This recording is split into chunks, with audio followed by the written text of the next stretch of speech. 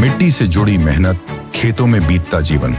किसान हर दिन सोचता है घर चलता रहे, आज भी और कल भी। मौसम बदलते हैं, फसलें बदलती हैं, खेती के साथ साथ घर की जिम्मेदारियां भी चलती रहती हैं।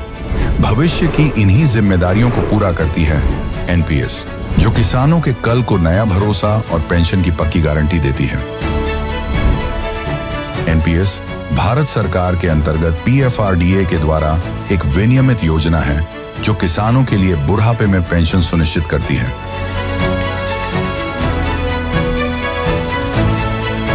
एनपीएस खाता खोलने के लिए अपने नजदीकी सीएससी से संपर्क करें या 1800-1107-08 पर कॉल करें। पेंशन की पक्की गारंटी के लिए एनपीएस जरूरी है। अमेरिका का सारा प्रोपेगेंडा ध्वस्त हो गया है। ईरान के हाथों हार के डर से नाटो देशों से मदद की गुहार लगा रहा। अमेरिका की गलती का खामियाजा पूरी दुनिया भुगत रही। हार्मूज पर ईरान की पकड़ लगातार मजबूत होती जा रही है, जिसकी वजह से दुनिया में तेल की कीमतों में उछाल आ रही है और गैस की किल्लत से कई देश जूझ रहे हैं। भारत भी उनमें से एक है। लेकिन सवाल है कि इस युद्ध का मकसद क्या है, क्योंकि जो अमेरिका चाहता है वो ईरान में होने से रहा नहीं। अमेरिकी राष्ट्रपति डोनाल्ड ट्रंप दुनिया के देशों से अपील कर रहे हैं कि वो ईरान पर दबाव बनाए। ट्रंप कह रहे हैं कि ईरान को रोकना जरूरी है, लेकिन सवाल ये है कि अगर अमेरिका खुद इस युद्ध का हिस्सा है तो फिर बाकी दुनिया को क्यों बुला रहा है? क्या मामला हाथ से निकलता जा रहा?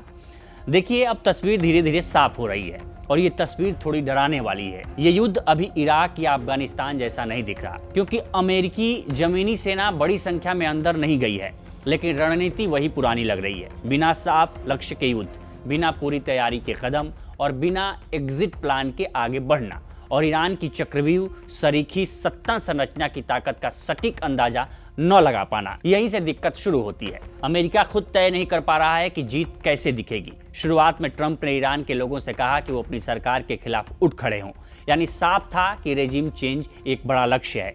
लेकिन अब अमेरिकी रक्षा तंत्र कह रहा है कि मकसद सिर्फ ईरान की सैन्य ताकत और उसके न्यूक्लियर प्रोग्राम को कमजोर करना है, यानी एक ही युद्ध लेकिन दो अलग अलग सोच। यही फर्क इजराइल और अमेरिका के बीच भी दिख रहा है। दोनों एक साथ इस युद्ध में हैं, लेकिन दोनों के लक्ष्य पूरी तरह एक जैसे नहीं हैं। इजराइल के लिए ये सीधी सुरक्षा का मामला है। वो ईरान को पूरी तरह कमजोर करना चाहता है। उसकी कोशिश है कि ईरान की मिसाइल क्षमता टूटे, उसके प्रॉक्सी ग्रुप्स खत्म हों और भविष्य में कोई खतरा ही ना बचे। वहीं अमेरिका थोड़ा अलग खेल खेल रहा है। अमेरिका का फोकस रीजनल स्टेबिलिटी और ग्लोबल ऑयल मार्केट पर है। वो नहीं चाहता कि हालात इतने बिगड़ जाएं कि पूरा मिडिल ईस्ट जल उठे या तेल की सप्लाई रुक जाए, यानी एक ही युद्ध लेकिन दो अलग अलग प्राथमिकताएं। और जब सहयोगी देशों के लक्ष्य अलग होते हैं तो युद्ध की दिशा और भी ज्यादा उलझ जाती है। अब जरा ईरान को देखिए, उसकी रणनीति बिल्कुल साफ है। उसे जीतना नहीं है, उसे बस टिके रहना है और बीच बीच में ऐसे हमले करने हैं जो दुनिया को हिला दे। हाल ही में स्टेट ऑफ हॉर्मुज के पास एक तेल टैंकर पर ड्रोन हमला हुआ। टैंकर पूरी तरह तबाह नहीं हुआ, लेकिन असर देखिए, तेल के दाम उछल गए, बाजार हिल गया। यही ईरान की असली ताकत है। 3 हफ्तों में यह भी साफ हो गया है कि लगातार हमलों के बावजूद ईरान टूटा नहीं है। उसके ड्रोन अब भी उड़ रहे हैं, मिसाइलें अब भी दागी जा रही हैं और सबसे अहम बात, उसका सिस्टम अभी भी काम कर रहा है। सबसे बड़ा मोड़ तब आया जब ईरान के शीर्ष नेतृत्व पर हमले हुए। माना जा रहा था कि सिस्टम बिखर जाएगा, लेकिन हुआ इसका उल्टा। सत्ता और सख्त हाथों में चली गई। नए नेतृत्व ने साफ कर दिया, पीछे हटने का कोई सवाल नहीं है। अब ये सिर्फ हथियारों की लड़ाई नहीं है, ये इरादों की लड़ाई है। और जैसे जैसे दिन गुजर रहे हैं, ईरान का जवाब और तेज होता जा रहा है। हाल ही में कतर के गैस इंफ्रास्ट्रक्चर पर हमला हुआ। ये सिर्फ बदला नहीं था, ये एक सीधा मैसेज था। अगर हमें दबाया गया तो पूरी रीजनल एनर्जी सप्लाई खतरे में डाल देंगे। अब सवाल ये है कि आगे क्या होगा। अमेरिका के सामने सबसे बड़ा खतरा है एस्केलेशन, यानी युद्ध को और बढ़ा देना। ट्रंप ने हाल ही में चेतावनी दी कि जरूरत पड़ी तो और बड़े हमले होंगे। कुछ रिपोर्ट्स कहती है कि ईरान के तेल हब खार्ग आइलैंड को निशाना बनाने पर भी चर्चा हो रही है। लेकिन यही सबसे बड़ा जोखिम छिपा है। अगर अमेरिका ईरान के अंदर जाता है तो ये सीधा जमीनी युद्ध बन सकता है। अगर तेल के ठिकानों पर हमला होता है तो दुनिया भर में तेल के दाम बेकाबू हो सकते हैं। और अगर अंदरूनी विद्रोह को हवा दी जाती है तो ईरान सीरिया या लीबिया की तरह बिखर सकता है। और याद रखिए, ईरान अकेला नहीं है, तुर्की है, पाकिस्तान है, गल्फ देश हैं, अगर हालात बिगड़े तो पूरा इलाका जल सकता है, यानी हर रास्ता खतरे से भरा है। और यहीं एक कड़वी सच्चाई सामने आती है, ये युद्ध जीतने के लिए नहीं बल्कि फंसने के लिए ज़्यादा बना हुआ है।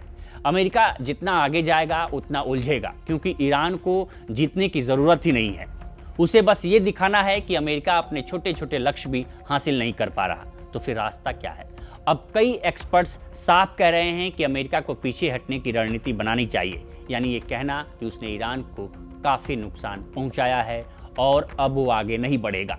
लेकिन साथ में ये भी चेतावनी दे कि अगर ईरान ने फिर बड़ा हमला किया तो जवाब मिलेगा। शुरुआत में ईरान शायद इसे ठुकरा दे, लेकिन धीरे धीरे दुनिया का दबाव बढ़ेगा। चीन, यूरोप, गल्फ देश सब चाहते हैं कि तेल बाजार स्थिर रहे और यही दबाव इस युद्ध को रोक सकता है। ये कोई बड़ी जीत नहीं होगी, लेकिन ये एक बड़ी हार से बचने का रास्ता जरूर हो सकता है। इतिहास हमें बार बार यही सिखाता है। वियतनाम, इराक, अफगानिस्तान, हर बार अमेरिका पहले बिना योजना के घुसा, फिर हालात बिगड़े, फिर और ताकत लगाई और आखिर में बाहर निकलना मुश्किल हो गया। आज वही मोड़ फिर सामने है। फर्क सिर्फ इतना है कि इस बार अभी भी वक्त है रुकने का, सोचने का और एक और लंबे युद्ध से बचने का, क्योंकि हर युद्ध जीतने के लिए नहीं होता। कुछ युद्ध ऐसे होते हैं जहां सबसे बड़ी जीत यही होती है कि आप समय रहते बाहर निकल जाएं। तो फिलहाल इस स्टोरी में इतना ही। इस पर आपकी क्या राय है हमें कमेंट कर सेक्शन में जरूर बताएं। बाकी देश दुनिया की तमाम खबरों के लिए बने रहे लोकमत हिंदी के साथ। नमस्कार।